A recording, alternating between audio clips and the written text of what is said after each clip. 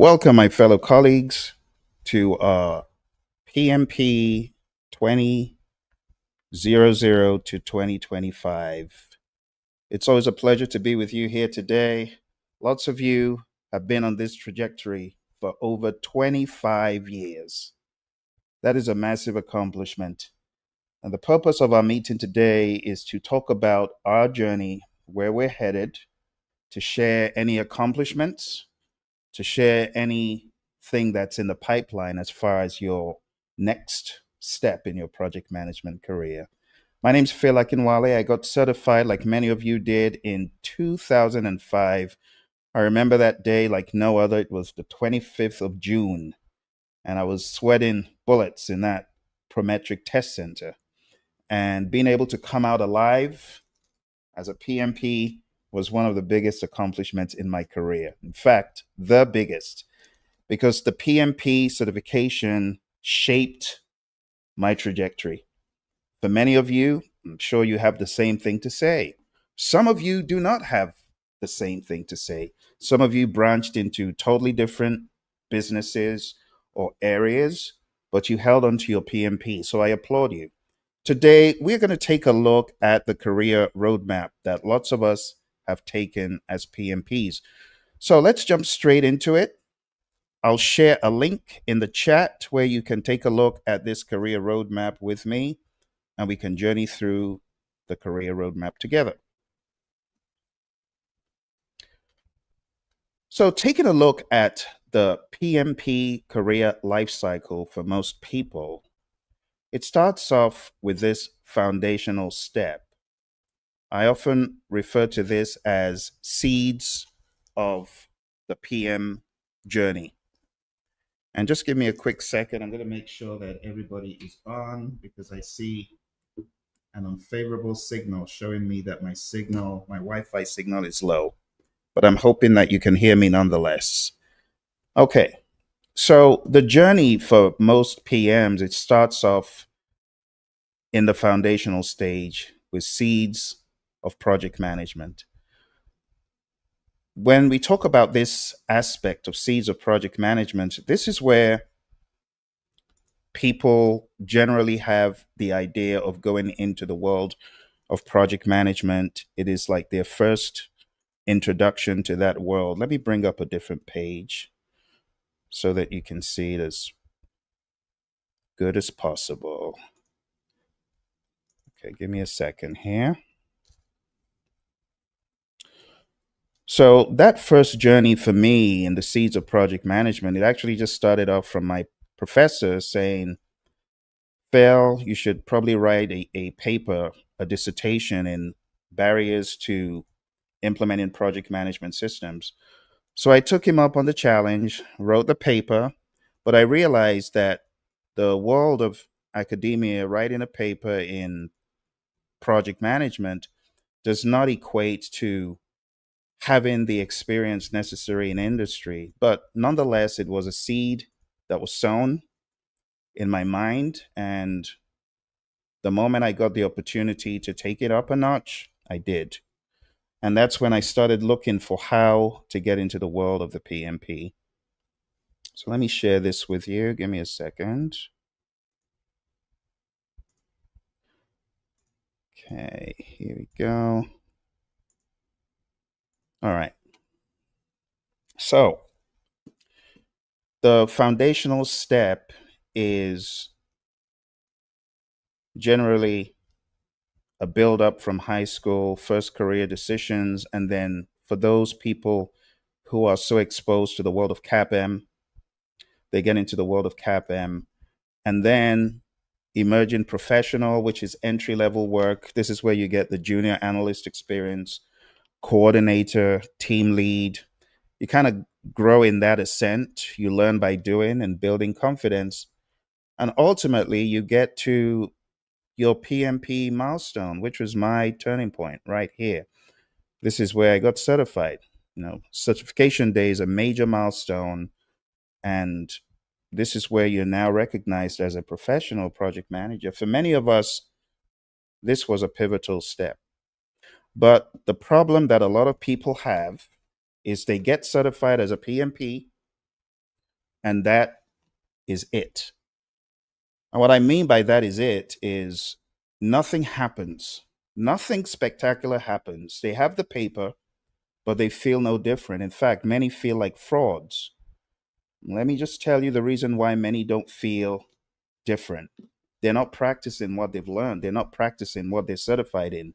If you are a PMP and you really want to feel something, then start doing. Start baking in what you learned during your PMP into your project management at work.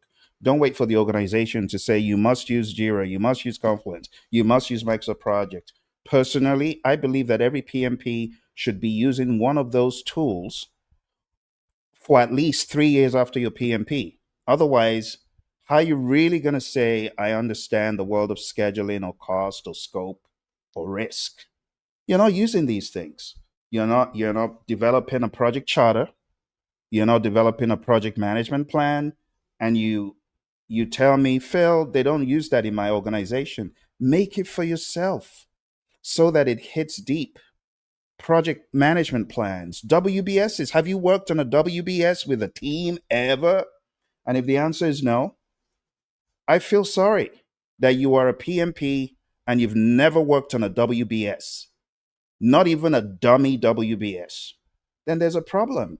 This is why you don't feel like a professional, because all the stuff that is preached in the PMBOK guide and other books that you've read for PMP, you get certified and you disregard them, and then you start drinking the sick Kool-Aid in some of these companies. And just because you're in a company working doesn't mean that company is projecting you, putting you on the right trajectory for success. Some of you are in dead end PM positions. They're dead end.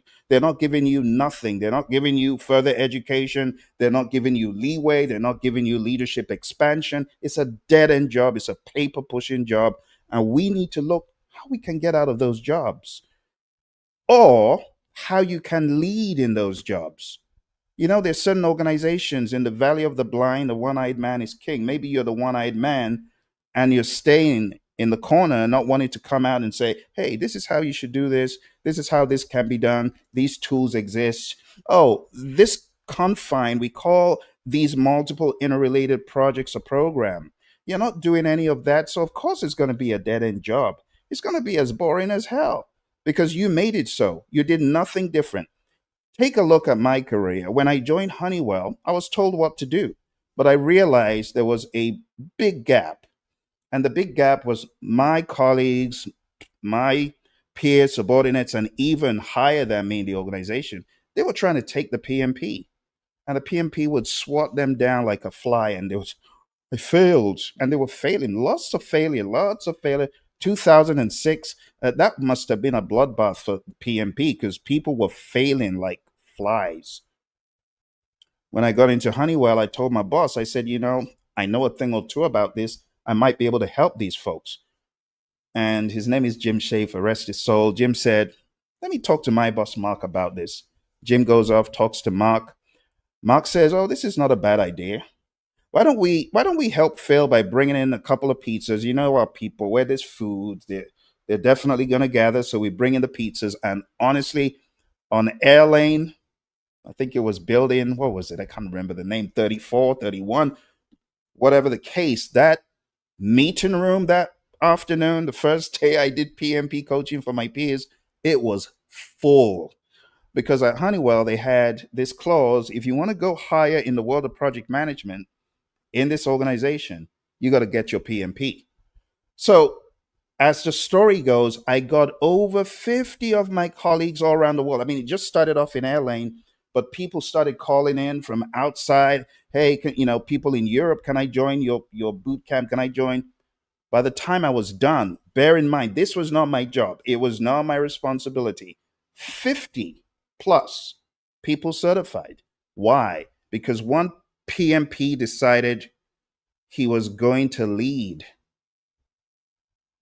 John Maxwell, my mentor, he says, a leader is one who knows the way, shows the way, and goes the way. And I didn't even know this back then, but what I was doing was leadership. I was leading those who were failing to success. So, you as a PMP, I'm wondering, do you have a mentee? If you don't have a mentee, you need to get a mentee, because the idea about getting a PMP is the river mindset. I'm writing a book called River Leadership, and it's all about, if you really want to lead, you got to be a river. You can't afford to hold stuff close to the vest, trying to prevent people from moving ahead. That's an insecure leader. So if you are truly a PMP with that spirit of camaraderie and community building, I challenge you. Where are your mentees? Where is one? Show me one mentee. One. Do you have one mentee? If you don't have one mentee, you're doing it wrong. You need to have mentees. You need to have people you're pouring into, because that's how you challenge yourself as a PMP. That's how you're like, oh my goodness, I can't even remember what CPI is. And I have little Bobby down the corridor asking me, what is SPI? I got no clue. I better run to my PMI authorized books, and I better start looking to see what SPI and CPI are. It challenges you. I can't count how many times I've been challenged by my mentees. They ask me a question like, oh my goodness, I should know that. I can't remember.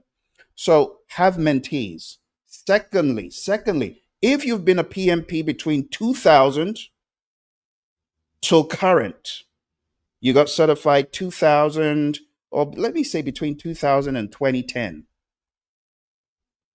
I expect you to at least have done one one PMP pre boot camp. Have you ever done a pre boot camp? Just showing people, this is the PMP. I was a student just like you folks might want to be, and this is what I did. This is how I got certified. This is the value of the PMP to you if you get it. This is the value to me. Now I've got it. Have you ever done one of those? If you didn't do that between the certification years of 2000 to 2010, come on now. 15 years, 25 years, and you've never shown people how you got out of the crab barrel ever. I take offense. It's like it doesn't mean much to you. It don't mean much to you. And this is how you position yourself as a leader. I'm challenging you. Yes, because you've been certified for 25 years, 15 years. Actually, let me go for those who got certified in 2015. No, no, no. 2020. Now I'm speaking to my Project Leadership Institute people, because I know they're probably watching me, and I want to challenge you. I know some of you have, but some of you haven't. I'm challenging you. I need you. Put it on your to-do list for 2025. One pre-boot camp. I'm not saying run the whole boot camp.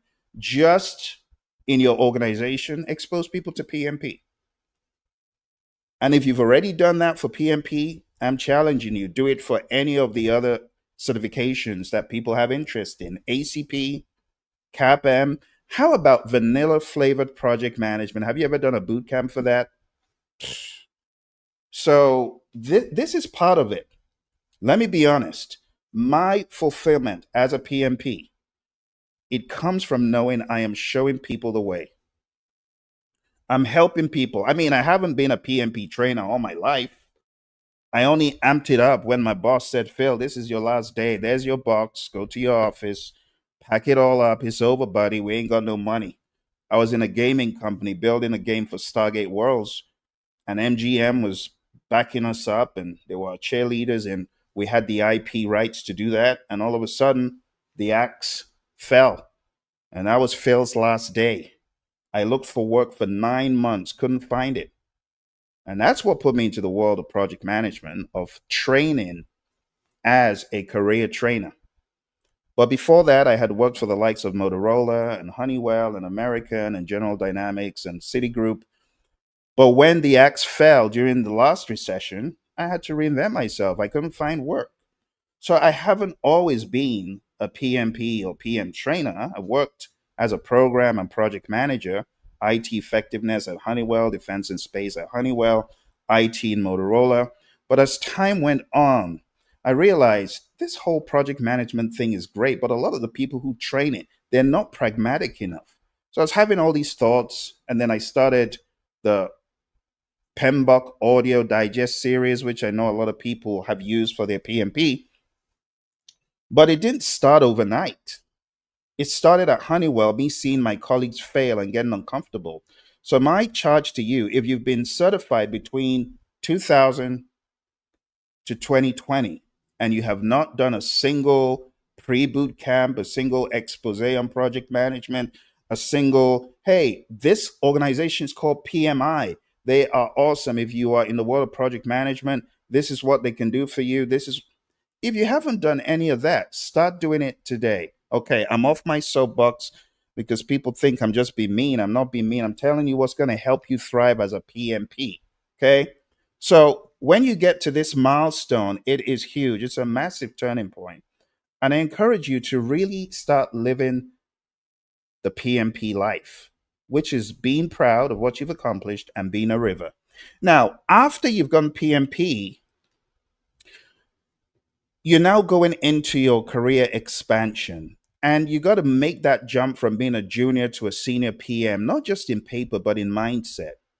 Your reputation has got to grow. You know, my mentor, John Maxwell, talks about 5 levels of leadership. Level one is position. And that's all you've got as a PMP. You got the position, you got a job, but how do you take it up a notch? Level two is likability, being a personable, likable individual. Step three is production, showing what you have done for the firm. When I look at your projects, are they worthy of PMP status or are they just all over the place? Did you effectively manage the triple constraint? Did you show any sense of agility? Was your highest priority to satisfy the customer or did you fight the customer? You see, these are all things you want to make sure you are growing in that trajectory. That's level three. Level four is the people level. This is where you pour into people, which is why I kept saying you got to find a mentee, you got to give back to someone, and then you got to go to the next level and do some pre boot camps, do some exposés on project management. And then level five is you've done all the 4 levels over a span of time. Some people might do it for 20 years before they get to the pinnacle, but the pinnacle is where people see you as the epitome of a leader. Whether you're a PMP, PGMP, PFMP makes no difference. You're either a leader or you ain't a leader. And to be a leader, you got to show the way. You got to know the way, show the way, and go the way. Some of you know the way. You're not showing the way to nobody. If you really want to expand, you got to do that. All right, phase two. This is where we get into more leadership specialization. So we have program or portfolio management. A lot of people think it's automatic. It's not automatic. Not everybody is built for program management. Some people are not. Some people shouldn't because it's not in their DNA. You got to be strategic. You got to see the big picture. You got to be a servant leader.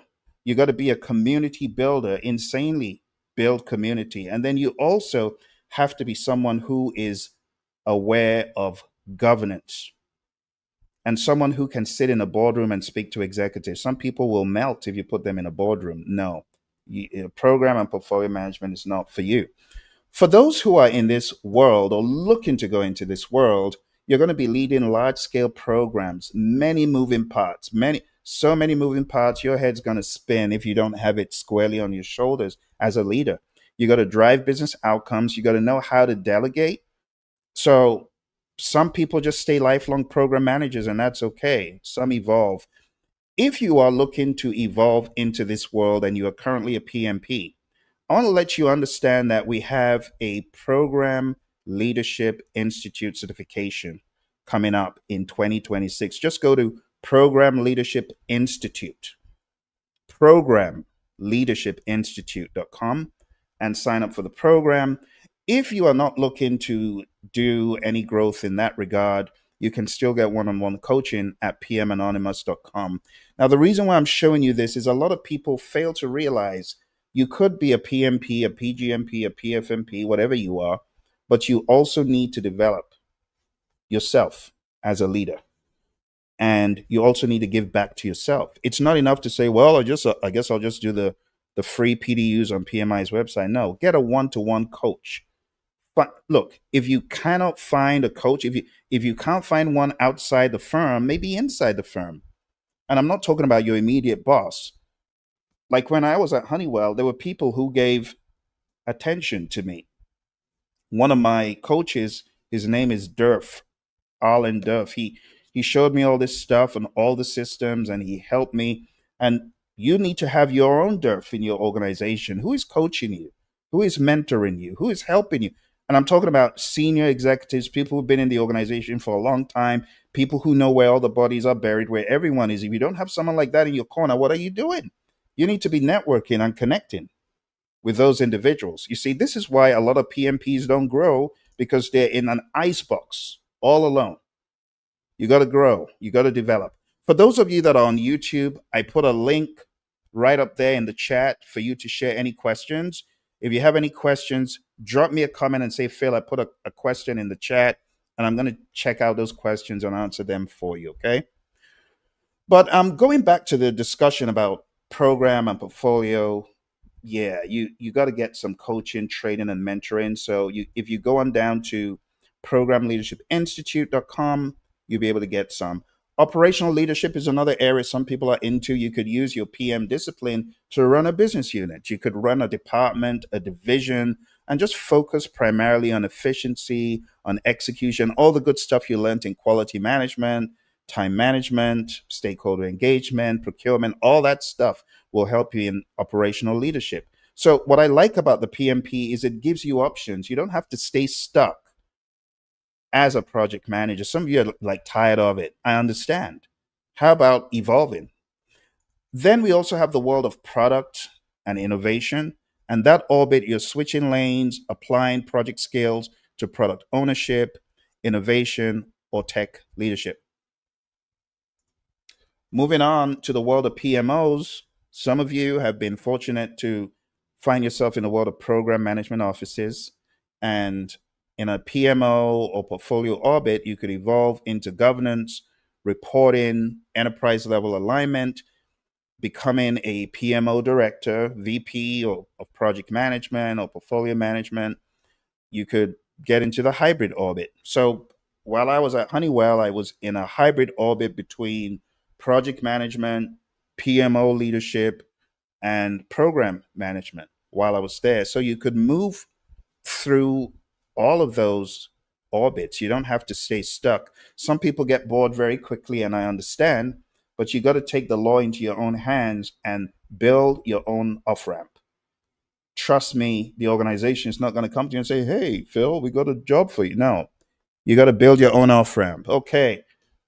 Finally, we get into the executive ascent, which is leading the entire organization. And there are lots of PMPs like that who have grown, from being a PMP, project manager, portfolio manager, and some have just translated into being a CEO. I actually have one of my students who became a CEO of an electrical company. And it was just a very quick ascent. It was such a gradient, such a steep gradient.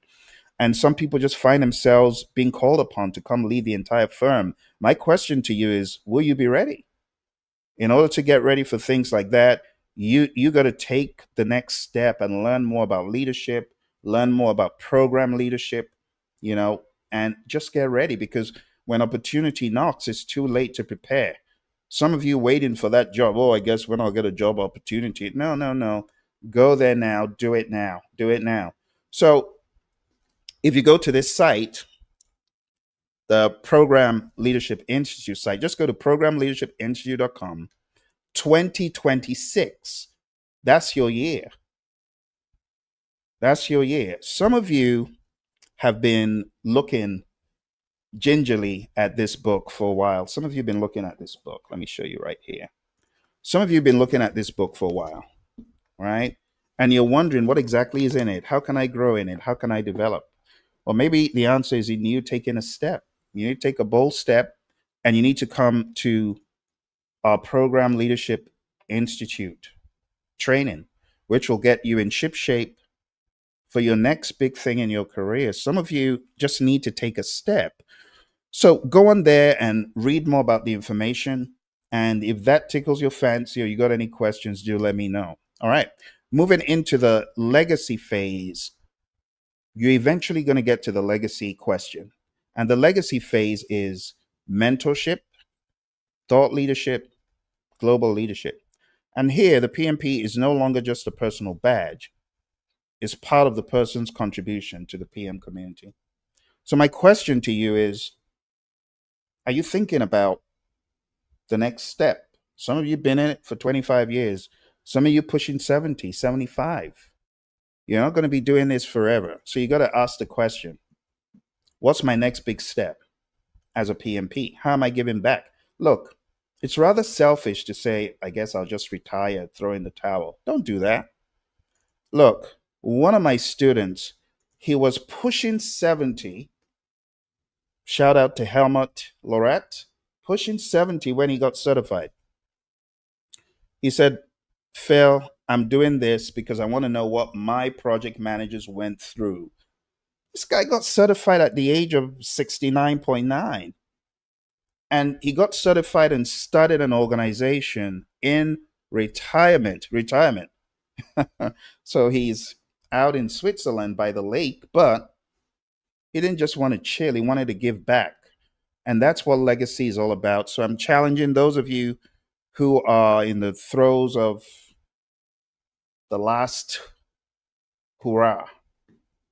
What are you going to do about your legacy phase? All right. Some of you need to go to pmanonymous.com so that we can have a conversation. Okay. So here are some key insights for your next step. Number one, PMP life cycle is not a single ladder, it's a series of interconnected orbits. The PMP, for some of us, it's a passport. It's a launch pad into higher roles. And for others, it's a lifelong badge of excellence. Okay. So, reflecting on the years 2000 to 2025, for those of you who got certified between 2021 to 2025, congrats. Everything I said is still applicable to you. Some of you have had a very rapid ascent. I expect you to be doing exactly what I shared with those from 2000 to 2020. You should be mentoring still, right? You should be coaching, you should be helping, you should be sharing your story of how you got to where you are. And you should also be open to mentoring, training, coaching from someone who's been in the industry for longer than you have. So today's PMP step into a world where the credential is globally recognized, but expectations for agility, digital fluency, and leadership are non-negotiable. They expect you to have these. I also want to give a shout out to all the PMPs, even before the year 2000, who have paved the way. So shout out to my buddy Lee Lambert, the very first of those pioneers, one of the very first of those pioneers who led the way, showed the way, and as a result of all his hard work and what he did for the PMP, we're standing on shoulders of giants right now. So shout out if you got certified before the year 2000, you are a GOAT. You're an OG and maximum respect. And I'm curious if any of you is listening or watching, why don't you drop a nugget of advice to us young'uns? Give us a nugget of advice. Let us know what your perspective is, how you can live a robust PMP life as opposed to just running after the bag, running after money every day without really sitting down and say, where am I building my career to?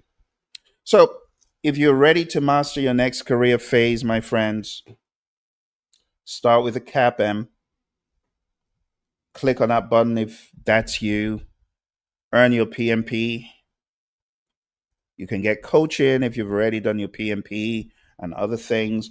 And if you want to advance to program leadership, again, it's programleadershipinstitute.com.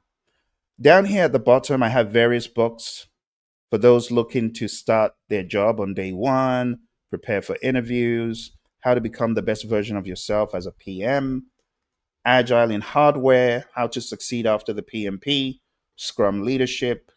I also have the Consultant's Compass. If you are thinking of getting into consulting, but you're scared, you're scared, that book is for you. Build Your Leadership Brain, another great book that shows you about leadership. And all these books were written by me. And I share a lot of my experience training the likes of the US Air Force, the US Army, my journey in project management as a PM, as a program manager. I share that all throughout. I also have Pragmatic Project Management, which is a rather large book, shows you a lot about the practicalities, and then a book on program management. So, what I'm going to do next, my friends, is share this link with you. If you would like to know more,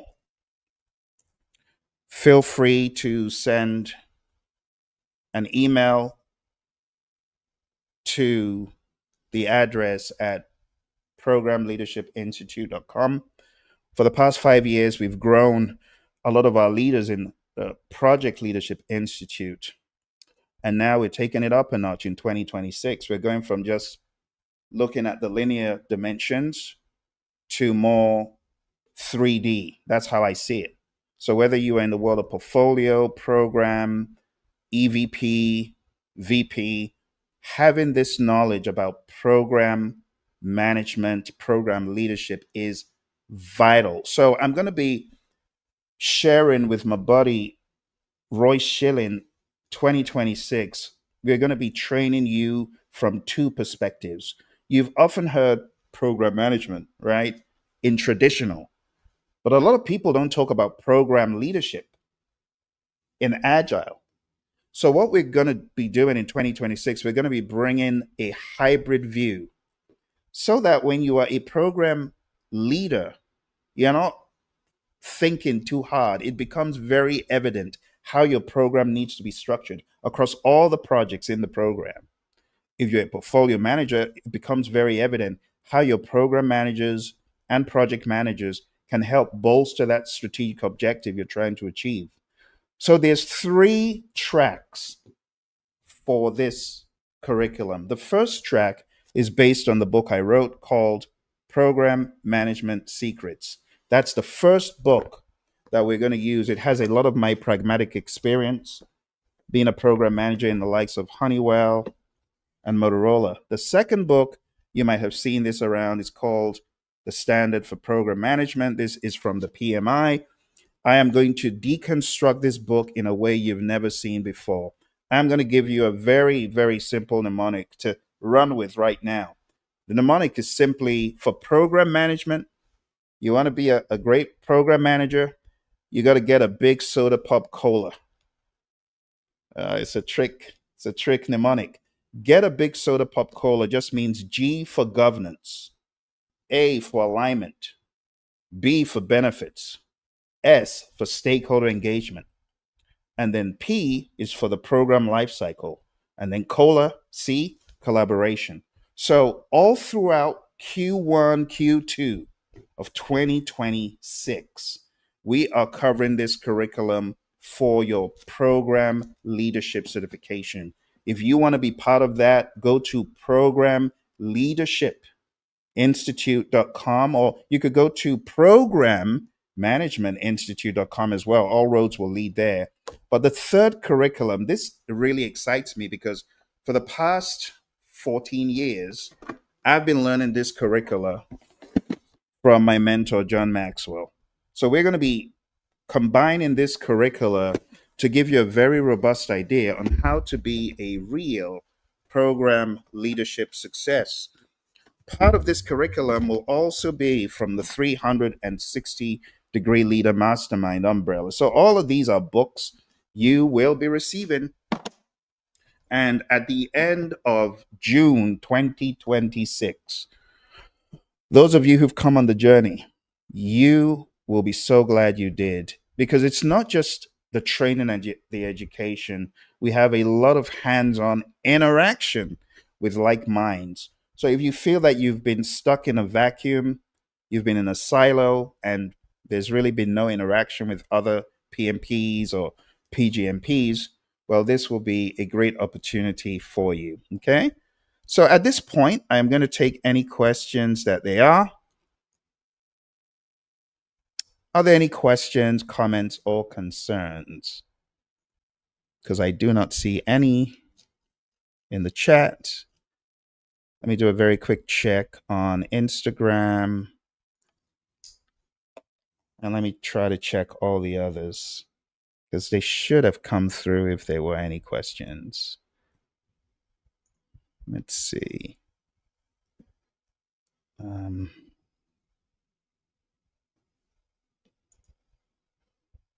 Just doing a quick check. Okay. So I do not see any questions. I want to say thank you all very much for those of you who came through. Again, PMPs, whether you got certified in the 90s, 80s, or very recently, it's all one family, right? I also want to alert you to a few things. First of all, let me share this link one more time with you. So, this is a link to the information I shared. And let me also send a link to the program leadership site. Okay. So here's a link to Program Leadership Institute. And again, if you have any questions, let me know and I'll be very happy to respond. Oh, my friends on LinkedIn.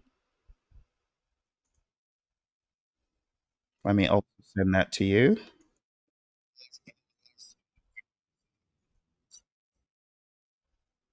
Okay. Send that to you.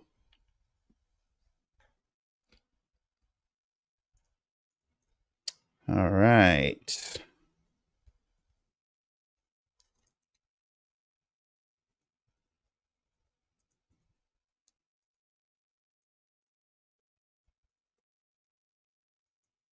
All right. There we go.